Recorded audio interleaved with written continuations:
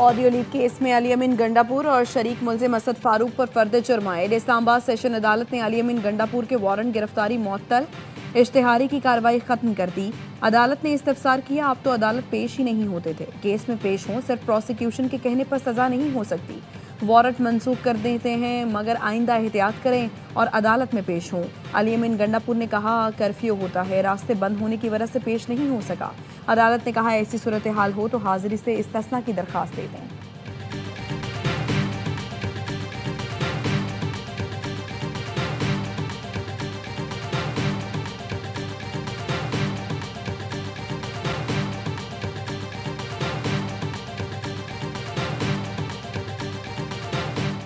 वफाकी वज़ीर दाखिला मोहसिन नकवी से गिलगित बल्तिस्तान के निगरान वज़ीर आला की मुलाकात। गिलगित के इलेक्शन के दौरान सिक्योरिटी, अमन व अमान और सयाहत के फ़रोग़ पर तबादला ख्याल। यार मोहम्मद खान ने कहा, गिलगित बल्तिस्तान में CTD को जल्द ऑपरेशनल किया जाएगा। मोहसिन नकवी ने कहा, CTD को जदीद टेक्नोलॉजी और असलहे के हवाले से पूरी मदद मुहैया करेंगे। इलेक्शन में इजाफी नफरी फराहम की जाएगी। गिलगित बल्तिस्तान की तमाम ज़रूरियात को पूरा करेंगे। महफूज और पुरान माहौल सयाहत के फ़रोग़ की बुनियादी ज़रूरत है।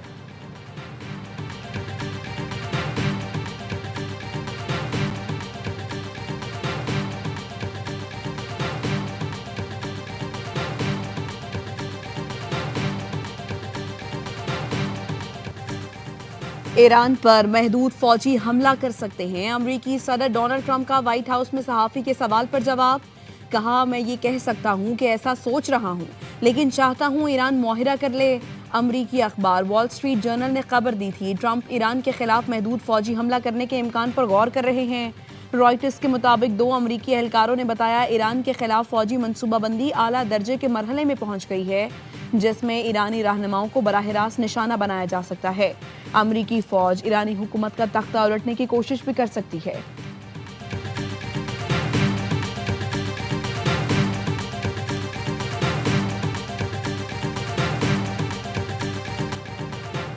ईरान की सूरत हाल से आगाह और खित्ते में पेशरफ्त पर गहरी नज़र है। इसराइली फ़ौज के तर्जुमान का कहना है, इसराइली फ़ौज अलर्ट है। ऑपरेशनल सूरत हाल में किसी भी तब्दीली का जवाब देने के लिए हमारी उंगली ट्रिगर पर मौजूद है। मौजूदा सूरत हाल में फ़िलहाल शहरियों के लिए कोई नई हिदायत जारी नहीं की गई।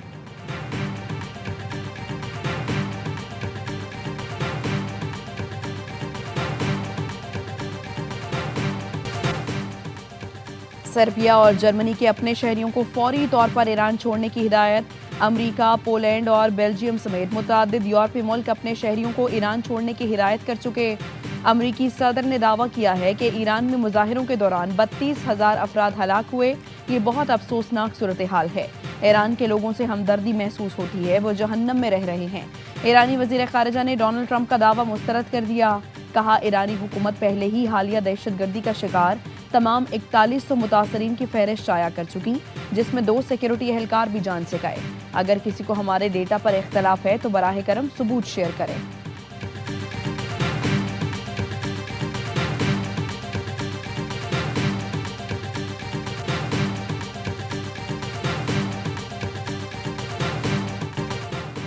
अमरीकी सुप्रीम कोर्ट के फैसले के बाद सदर ट्रंप का नया इक़दाम, तमाम ममालिक पर 10% ग्लोबल टैरिफ लगा दिया।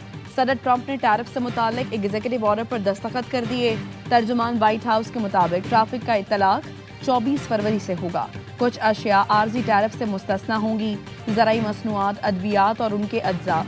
बाज़ इलेक्ट्रॉनिक्स अशिया पर इस्तिस्ना होगा। करेंसी में इस्तेमाल होने वाली धातें, ईंधन और तवानाई की मसनूआत भी शामिल हैं। आर्जी टैरिफ 150 दिन के लिए नाफिज होगा।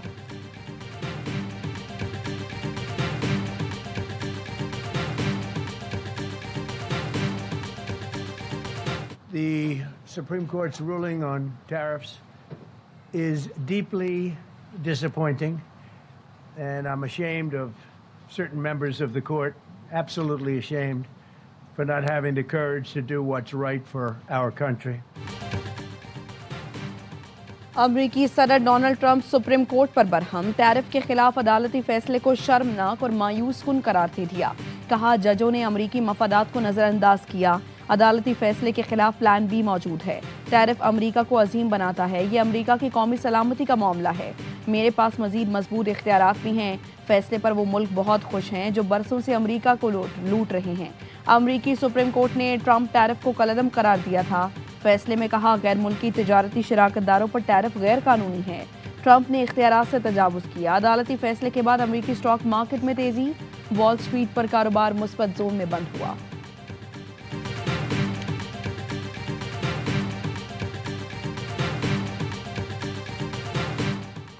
नायब अमरीकी सदर जेडी वेंस ने सुप्रीम कोर्ट का फैसला लाकानूनियत करार दे दिया। एक्स पर पोस्ट में लिखा अदालती फैसला साफ और सादा अल्फाज में कानून शिकनी है। इससे सदर के लिए अमरीकी सनतों और सप्लाई चेन के तहफ़्फ़ुज़ को यकीनी बनाना मजीद मुश्किल हो जाएगा। ट्रंप के पास टैरिफ आयद करने के दीगर कई इख्तियारात मौजूद हैं। अमरीकी वज़ीर ख़जाना स्कॉट बेसेंट ने कहा अदालत ने अमरीकी सदर का इख्तियार छीनने की कोशिश की है। सदर ट्रंप की हमेशा पहली तरजीह अमरीका की सलामती रही है।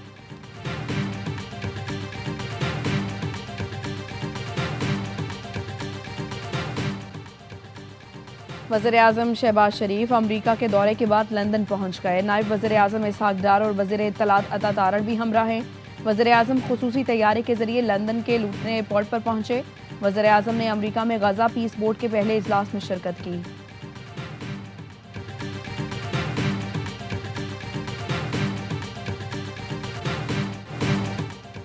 T20 वर्ल्ड कप का सुपर 8 मरहला आज से शुरू होगा। पाकिस्तान और न्यूजीलैंड मद्दे मुकाबिल आएंगे।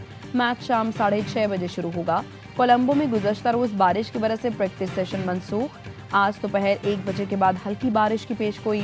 श्रीलंकन महकमे मौसमियात का कहना है पाकिस्तान और न्यूजीलैंड का मैच मुतासर नहीं होगा। T20 वर्ल्ड कप के हेड टू हेड मुकाबलों में पाकिस्तान को न्यूजीलैंड पर बरतरी हासिल।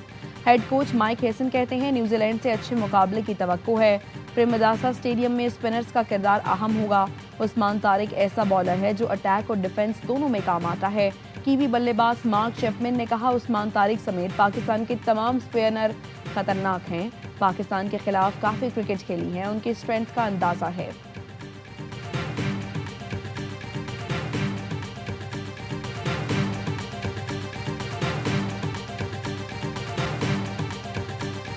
हमारे पास स्पिनर्स ज़्यादा है, उनके पास स्पिनर्स इतने ज़्यादा नहीं। तो स्पिन डिपार्टमेंट में अगर देखें तो हमारा पल्ला उनसे बहुत ज़्यादा भारी है। बैटिंग में उन्हें एडवांटेज है। उनकी बैटिंग लाइनअप ज़्यादा स्ट्रॉन्ग लग रही है, हमारी बॉलिंग ज़्यादा, लेकिन स्पिनर पे नहीं डिपेंड करना हमने।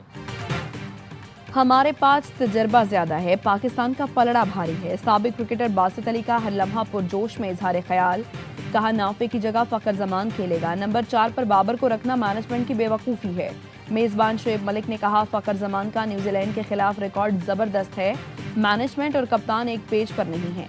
कामरान अकमल ने कहा हर चीज़ का इल्ज़ाम हेड कोच या मैनेजमेंट पर नहीं लगाना चाहिए। बाबर आजम को एहसास होना चाहिए मैं टीम में नया नहीं बल्कि तजर्बाकार हूँ।